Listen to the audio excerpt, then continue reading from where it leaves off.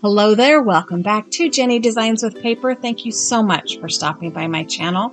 I'm starting a brand new art journal today for Artsy Trio for this year, and this is the January 2023 Artsy Trio mood board created by Mike Deacon, and he titled it rather, Pure Color Triad. He used purple, greens, and oranges, and so that's what I decided to do.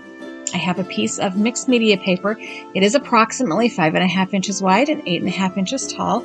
And I found in my stash this kind of gradient color green pattern paper.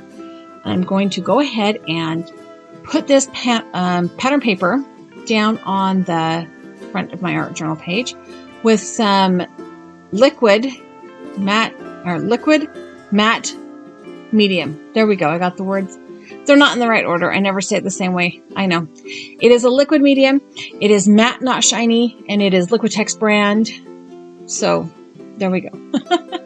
I am just going to go ahead and spread it around on the front of my art journal page. I do want to make sure I get all the edges and the corners. And if my brush gets too full, I will just go ahead and put it on the back of that pattern paper.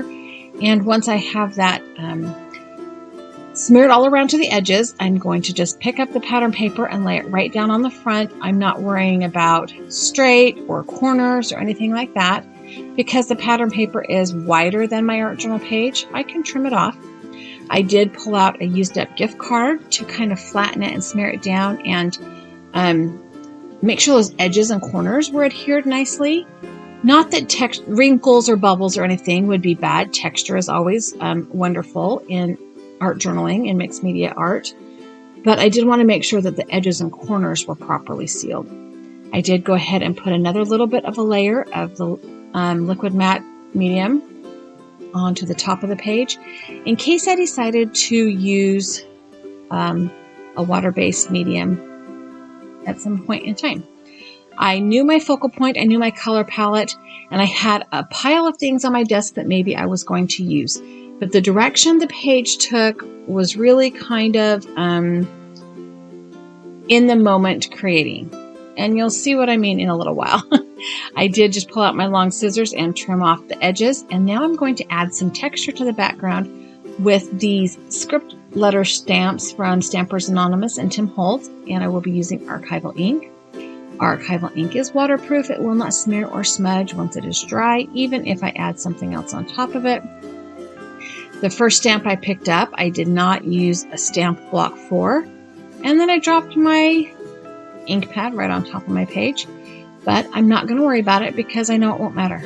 It's just, well, first of all, I know it's going to be covered up because that's where my focal image is going to land, but secondly, yeah, I'm going to choose not to worry about it. Now, here's when my lack of a plan of action kind of goes haywire. I did not use a stamp block for this stamp because I wanted to have imperfect stamping, and I just kept stamping. And then I went back in. I could have stopped there. I didn't stop there. I went back in, grabbed a stamp block and another stamp, and went at the page again. I am not at all concerned about how straight it is, obviously, but then it started to feel like I needed to put script stamping everywhere. I just didn't stop. I just kept going till there was not a blank space on the front of the page. And then I decided that maybe that black archival ink was just a little bit too dark and I needed to push this color back, but I did not want to lose that gradient in the green pattern paper, which is, that's it. I'm in danger of that now. So I pulled out this heavy-bodied gesso that I have found in my craft room middle of last year. I don't know how to properly say that. At some point in time last year, and I am going to mix it with a little water to thin it out and apply it with my same brush. Gesso goes on more opaque than how it dries, but still I'm trying to be light-handed, and I'm not going for a very thick coat. I am just trying to push that black ink back a little bit. It probably would have been wiser to think it out for a minute and go with gray, but whatever. We are not thinking things out, we are creating. So here's my mood board, and I've definitely added the green, and I want to add some of that yellow and the circles. So I have this stencil that is meant to replicate snow, falling snow, and I'm just going to use it to put a bunch of yellow or orangish yellow circles on my art journal page. I have some thicker embossing paste and the honeycomb or whatever, honey whatever color of distressing that is. I already cleaned off my desk and put it away, and I should have waited till I did the voiceover. But I'm going to color that embossing paste with the acrylic paint so that I can put that embossing paste through the stencil and have some of those kind of the circles in the mood board. That is more of a bokeh effect, a photography effect, but I'm going to kind of sort of create it with this stencil. The stencil has a whole bunch of different size circles. I was a little bit more selective about how and where and how much texture paste I added this time. I'm just pushing it through the stencil with a angle-shaped palette knife there. I don't know what the proper name for it is. I know it's a palette knife. I don't know what the proper name for the shape is. But I'm just adding some bubbles. I kind of flipped it sideways here because I didn't want to put the stencil down over that wet texture paste. But I'm just adding some bubbles, snowflakes, circles, whatever. And I did heat set that for just a minute. That thick texture paste, because I put it on so thinly, didn't take too long to dry.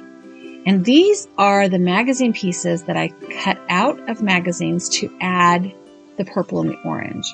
So I had this idea. I saw the orange laundry hamper. I think it's actually a clamming basket in a magazine, and it was orange. It's a perfect color and it's a good size. And I thought maybe I could have something purple cascading out of the basket.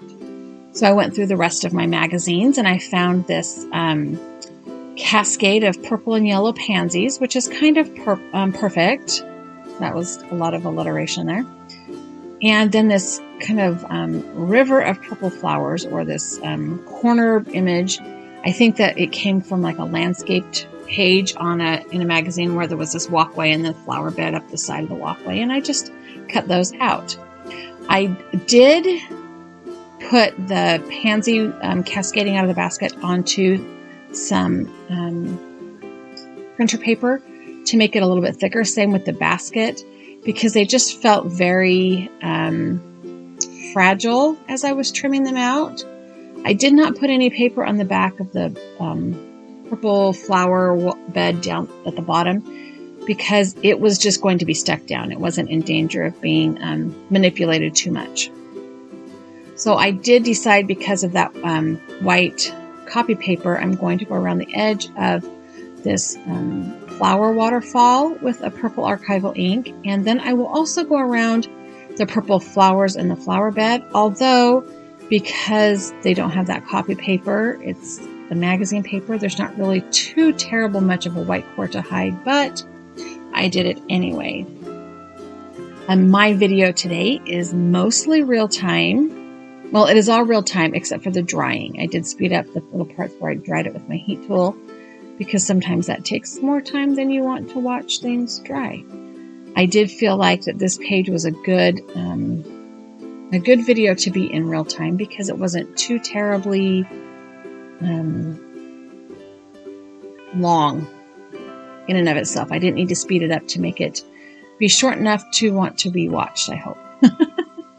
It's still somewhere in the 18-minute mark, but hopefully that's not too terribly long for you to watch. I did decide to go around the laundry basket, or the clamming basket, whatever it is, with some potting soil archival ink. I do have an orange, but it was a little bit too... it was going to be the thing that caught your attention. I did, with a finger knife, cut the lip of that, or the inside edge of that laundry basket open, so that I could stick the flowers inside it. I think I forgot to mention that when you watched me do it back there a minute ago.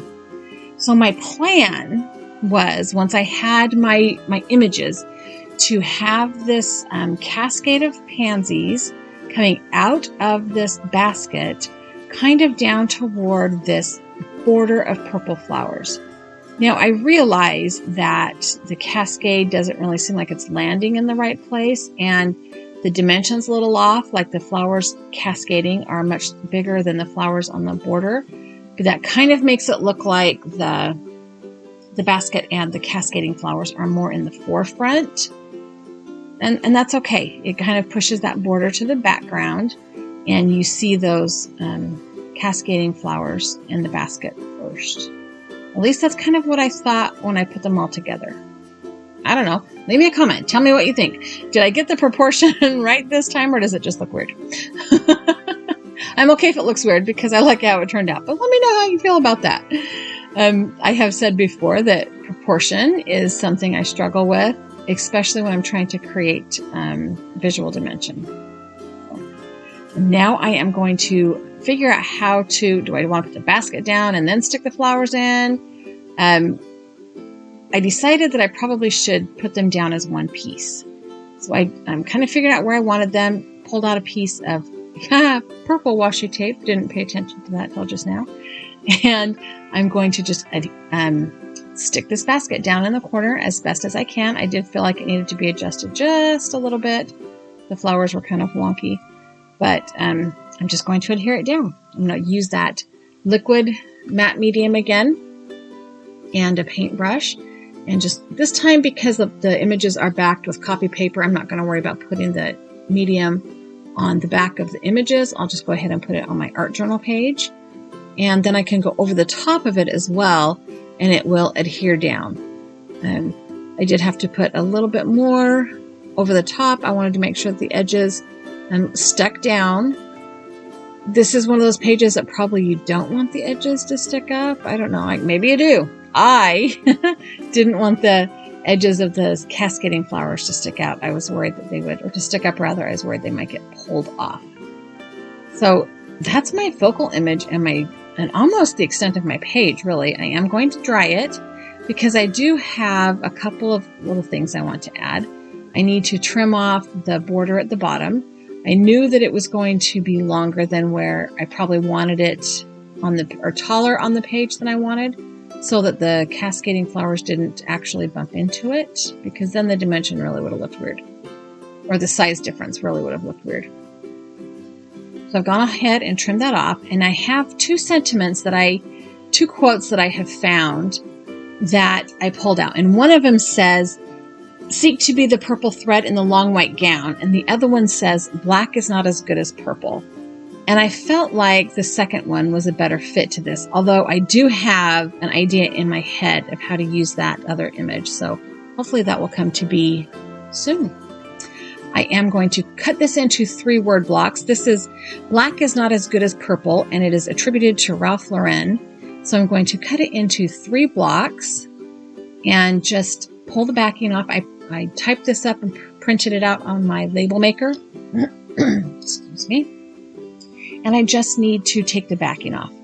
Now, this is a aftermarket brand label, and sometimes the backing doesn't come off quite as easily as like the actual brand name, but it's a lot less expensive, and I have no problems with it sticking.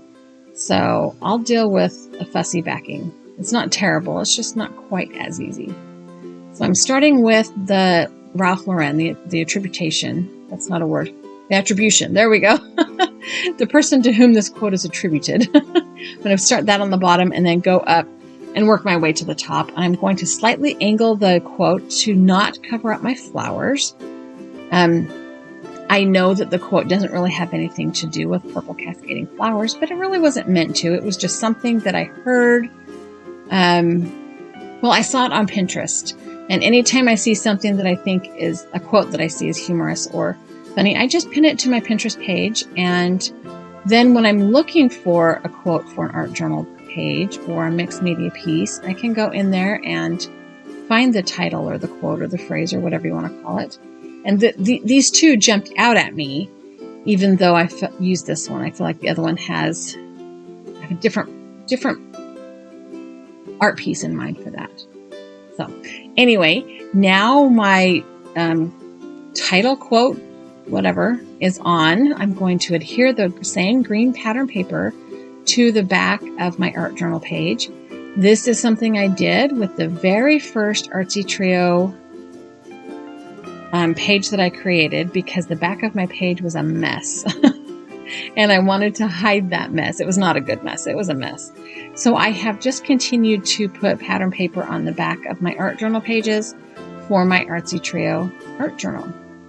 So I will adhere this down. I am then not going to worry about, lining up the edges or anything, because I'll never get it on there exactly straight. And yeah, so I'm just going to put it down there, and then I can go ahead and trim it off. And I'll probably use a paper trimmer for that, and I will do it off camera because my camera's kind of zoomed in too far for that to be something you want to watch.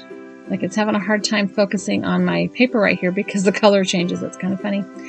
Anyways, once I have it all trimmed off, I am going to go ahead and go around the outside edge with a green. This is Fern Green Archival ink, just to pull in some more green. It is definitely not the same color as the green pattern paper, but it does hide any of those white edges from the paper that I trimmed off.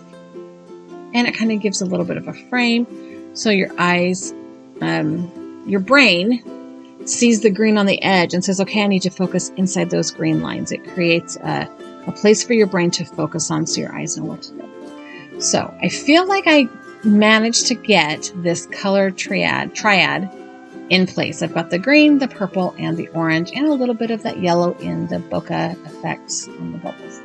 So I will go ahead and adhere my mood board picture to the back of my art journal page. And that's just also something I have done since the beginning, so that I remember what I was motivated by or inspired by when I created this page.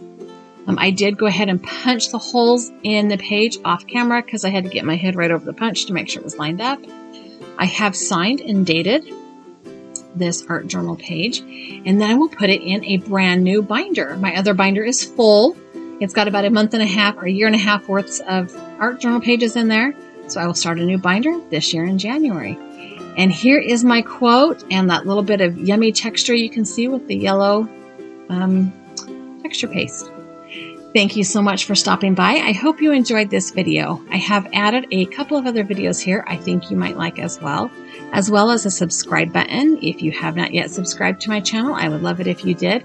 Leave me a comment down below, give me a thumbs up, and have a really great day.